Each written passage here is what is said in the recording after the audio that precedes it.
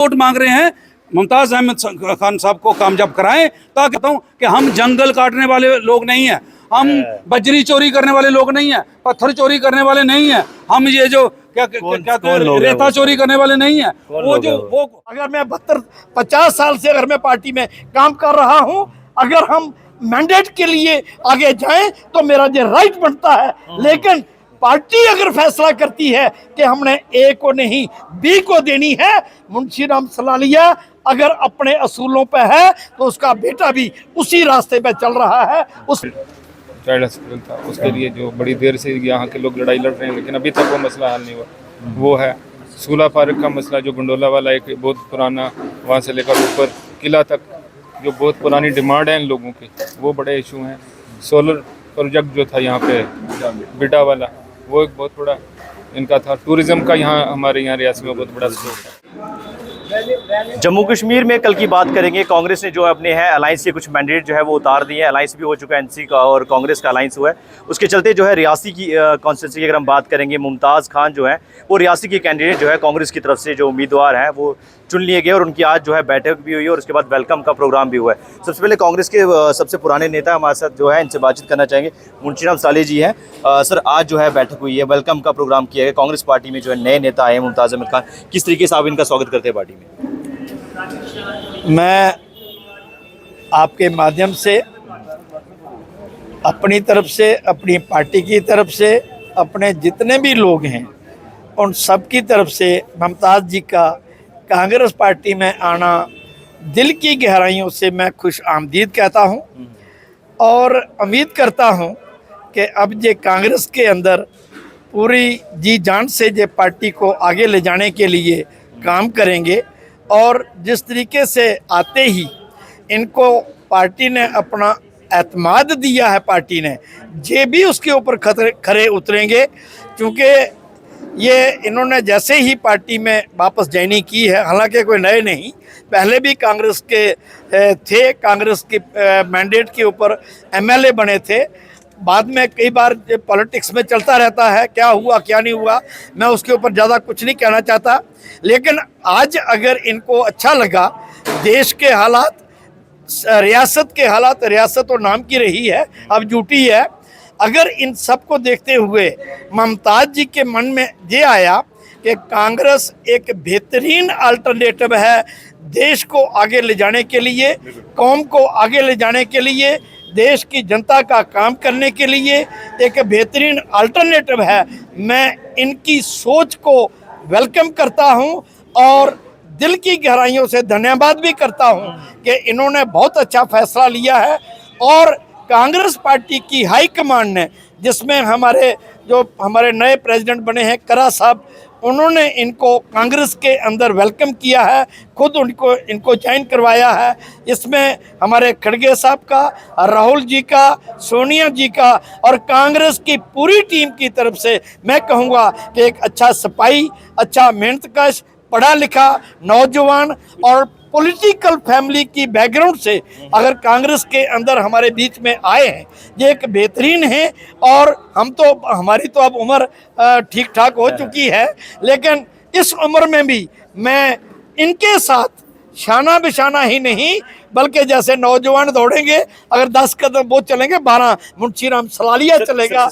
अपने मुमताज़ की इलेक्शन में बढ़ चढ़कर काम कर सकता है, तो नौजवान तबका उन दिनों को याद करके जो इनके ऊपर कत्लेआम देश के अंदर हो रहा है, मकान गिराए जा रहे हैं, कौम परस्ती की जा रही है, नौकरियां खाई जा रही है, हमारा अनएम्प्लॉयमेंट का दौर इतना बढ़ गया है, इन सब चीज़ों को ध्यान में रखते हुए कांग्रेस के कैंडिडेट और जम्मू कश्मीर के अंदर कॉमन उम्मीदवार नेशनल कॉन्फ्रेंस और कांग्रेस के उम्मीदवार मुमताज़ जी को ये सोच के वोट दें कि अगर देश की तरक्की, नौजवानों को नौकरी और जो हमारे जो लोगों की ज़मीनें जो हमारी सरकार ने लोगों को अलॉट की थी, इन्होंने वो नौकरियाँ छोड़ दो, वो ज़मीनें हमारी खाली, लोगों के मकान तोड़ दिए, ज़मीनों से बेघर कर दिया गया।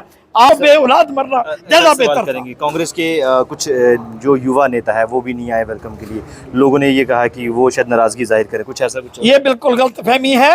युवा नेता आप पता नहीं किसकी बात कर रहे हैं। अगर मेरे बेटे की बात कर रहे हैं, अजय सलालिया की बात कर रहे हैं, रेस में रहना मैंडेट के लिए, और भी साथी हैं वो सभी इकट्ठे ही हैं।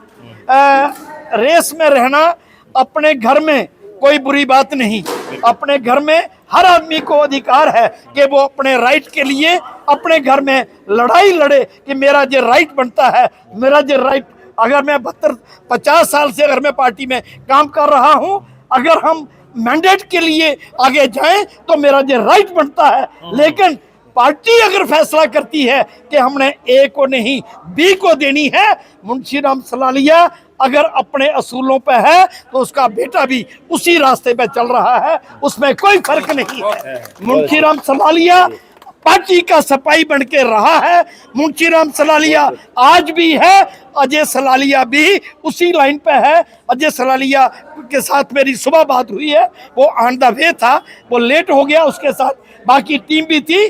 किसी के भी दिमाग में कोई गलत फहमी नहीं रहनी चाहिए। कांग्रेस का बच्चा मुमताज अहमद को पूरी मदद करेगा, मदद नहीं जताने का काम करेगा। धन्यवाद। ठीक है, हमारे साथ बातचीत करना चाहेंगे तारिक भट्ट साहब भी हैं, आखिरी बात आपसे करेंगे।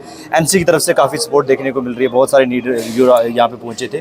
क्या रहेगा, किस तरीके की रणनीति रहेगी पौनी जैसे इलाकों में, किस तरीके से कवरेज करने वाले हैं, इलेक्शन का फॉर्म ये कब भरेंगे और एनसी की कितनी सपोर्ट रहेगी इसमें? देखिए, नेशनल कॉन्फ्रेंस की लीडरशिप जो जिसमें डॉक्टर फारूक अब्दुल्ला साहब हमारे कायद हैं, उमर अब्दुल्ला साहब हैं, हमारे जनरल सेक्रेटरी साहब हैं, हमारी प्रांचल कमेटी है, उनकी हदायत के मुताबिक हमने तमाम अपने डेलीगेट हजरात, ब्लॉक सदूर साहिबान और जितने भी हल्का सदूर साहिबान, जितने सबको ये बता दिया है।